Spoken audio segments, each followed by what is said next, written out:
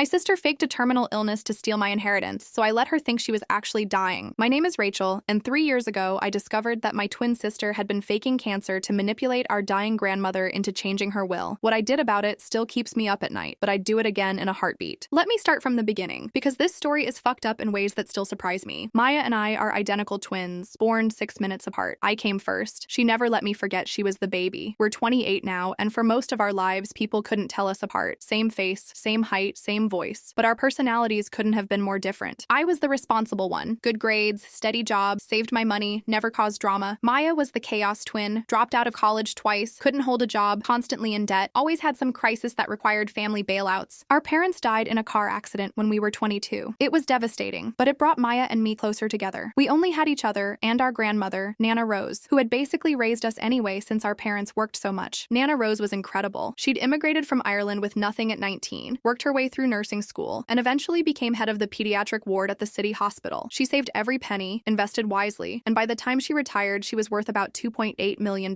More importantly, she was the kindest person I've ever known. She volunteered at homeless shelters, donated anonymously to families in need, and treated every person she met like they were precious. She was my hero. When Nana Rose was diagnosed with Alzheimer's at 79, Maya and I agreed to take turns caring for her. The plan was simple. I'd take weekdays since I worked from home as a freelance graphic designer. Maya would take weekends and help with appointments. For the first year, everything worked fine. Nana Rose's condition was mild, and she was still mostly herself. She'd forget small things or repeat stories, but she recognized us and could live independently with minimal supervision. Then Maya started acting weird. It began with small things. She'd show up to family dinners looking tired and pale. She'd mention feeling sick but brush off questions about seeing a doctor. She started wearing scarves and long sleeves even in summer. "I'm just run down," she'd say when I asked if she was okay. "Probably anemia or something," but the tiredness got worse. Maya started missing her weekend shifts with Nana Rose, claiming she was too sick to drive. She'd call me crying about stomach pain, headaches, mysterious symptoms that came and went. "Maya, you need to see a doctor," I told her after she missed 3 weekends in a row. "I did," she said quietly. "They're running tests." That was the first lie, though I didn't know it at the time. Over the next few months, Maya's mysterious illness escalated. She started losing weight dramatically. Her hair looked thinner. She moved like every step was painful. Nana Rose was worried sick about her. "That poor child is wasting away," she'd say, watching Maya pick at her dinner. "Rachel, you need to make sure she's getting proper medical care." Maya would just smile sadly and change the subject. The breaking point came on a Sunday in October. I was at Nana Rose's house helping her organize old photos when Maya arrived looking like death warmed over. She was gaunt, pale, wearing a knit cap that covered what looked like significant hair loss. "Maya, Jesus Christ, what's wrong with you?" I asked. She sat down heavily and started crying. "I didn't want to tell anyone until I was sure," she said, "but the doctors confirmed it. I have ovarian cancer." Nana Rose dropped the photo she was holding. "Cancer?" she whispered. Maya nodded, still crying. "Stage 3. It's not good. They caught it late because the symptoms are so subtle. I've been trying to fight it, but what did the doctors say?" I asked, my heart breaking for my sister. 6 months to a year if I'm lucky, maybe less. Nana Rose started crying then, pulling Maya into her arms like she used to when we were children. "We'll fight this," she said fiercely. "Whatever it takes. Money is no object. We'll get you the best doctors, the best treatment." "Nana, the treatments are experimental and expensive. Insurance won't cover most of it." "I don't care about money," Nana Rose said. "I have more than enough. You're my granddaughter." That night, Nana Rose called her lawyer and scheduled an appointment to update her will. I felt terrible about it, but part of me was relieved. Maya had always been the irresponsible one, the one who needed constant financial help. I'd assumed Nana Rose would split her inheritance equally between us, but I'd worried about Maya blowing through her share and ending up broke again. But if Maya was dying, if she needed money for medical treatment, then of course she should get everything. It was the right thing to do. Over the next month, Maya's condition seemed to worsen rapidly. She started carrying around a small trash can for chemonausea. She wore gloves constantly because her hands were sensitive from treatment. She couldn't eat most foods because they tasted metallic. Nana Rose doted on her, bringing her special meals, researching cancer treatments online, making appointments with oncologists at the best hospitals. "I've scheduled you with Dr. Patterson at Johns Hopkins," she told Maya one day. "He's supposed to be the best ovarian cancer specialist on the East Coast." "Nana, I already have doctors. I don't want to waste your money on second opinions." "It's not a waste if it saves your life. The cancer has already spread. Even Dr. Patterson can't perform miracles." Maya always had an excuse for why she couldn't see the specialist Nana Rose found, why she couldn't try new treatments, why nothing would help, but she never said no to the money. Nana Rose started writing checks constantly. $15,000 for experimental immunotherapy, $8,000 for specialized nutrition supplements, $12,000 for pain management treatments not covered by insurance. I started keeping track because the amounts were staggering. In 6 weeks, Nana Rose had given Maya over $60,000 for medical expenses. Meanwhile, Nana Rose's Alzheimer's was progressing. She was forgetting more, getting confused more easily, having trouble with basic tasks, but she never forgot Maya's illness. If anything, worrying about Maya Maya seemed to make her other symptoms worse. The will reading happened on a Thursday in November. Maya was supposedly having a bad chemo day and couldn't attend, so the lawyer came to Nana Rose's house. I expected the will to favor Maya given her illness, but I wasn't prepared for what I heard. Maya was getting everything. The house, the investments, the savings, all of it. I was inheriting exactly $50,000 and a few pieces of jewelry. Nana, I said carefully, are you sure about this? Rachel, you're healthy and successful. You have your business, your savings, your whole life ahead of you. Maya needs this money to survive. But what if the treatments work? What if she beats the cancer? Then she'll have the financial security to rebuild her life. Either way, she needs it more than you do. I couldn't argue with that logic. Maya was dying. Of course, she needed the money more than I did, but something was bothering me. Small things that didn't add up. Maya claimed she was getting chemotherapy, but she never had the typical chemo schedule. Real chemo patients have regular appointments, specific days, predictable side effects. Maya's treatment seemed random. She said she couldn't eat certain foods because of chemo taste, but the foods she avoided changed constantly. One week she couldn't handle dairy, the next week she was eating ice cream but couldn't tolerate bread. Her hair loss was dramatic, but it didn't look like chemo hair loss. It looked like someone had been cutting their hair shorter and shorter over several months, and her chemo nausea was conveniently timed. She'd be fine during family dinners, then suddenly need to throw up right when we started talking about anything serious. I started paying closer attention. Maya claimed she was getting treatment at City General Hospital, but when I offered to drive her to an appointment, she said family wasn't allowed because of infection protocols. She said her oncologist's name was Dr. Martinez, but when I looked him up, there was no Dr. Martinez in the oncology department at City General. She had chemo brain that made her forgetful, but she only forgot things that were convenient to forget. She never forgot to ask Nana Rose for money. The moment I knew for sure was when I saw Maya at Target on a Tuesday afternoon. She told us she was getting chemotherapy that day and wouldn't be available for calls, but there she was, looking perfectly healthy, shopping for makeup and hair products like she didn't have a care in the world. I followed her for 2 hours. She went to a coffee shop where she ordered a large caramel macchiato and a pastry, food she claimed made her violently ill. She went to a bookstore where she spent an hour browsing romance novels. She went to a salon where she got her eyebrows waxed. None of this was the behavior of someone getting chemotherapy. That night, I called Maya to check on her treatment. How did chemo go today? I asked. Terrible, she said weakly. I can barely keep water down. The nausea is so bad. I'm sorry. Is there anything I can bring you? No, I just need to rest. The doctor said this round is going to be particularly rough. She was lying. Convincingly, emotionally, but definitely lying. I started investigating more systematically. I called City General and asked to speak with Maya's oncology team. They had no record of a patient named Maya Sullivan in their system. I called 3 other major hospitals in the area. Same thing, no Maya Sullivan in oncology. I researched the symptoms Maya had been describing. They were textbook cancer symptoms that anyone could find on WebMD, but they weren't consistent with any specific type of cancer progression. I looked up the treatments Maya claimed to be receiving. Half of them weren't real procedures, and the other half weren't used for ovarian cancer. My sister was faking terminal cancer to steal our grandmother's inheritance. The scope of the deception was staggering. Maya had been planning this for months, maybe longer. She'd researched cancer symptoms, practiced looking sick, created fake medical appointments, and manipulated our grandmother's love and fear to steal $2.8 million.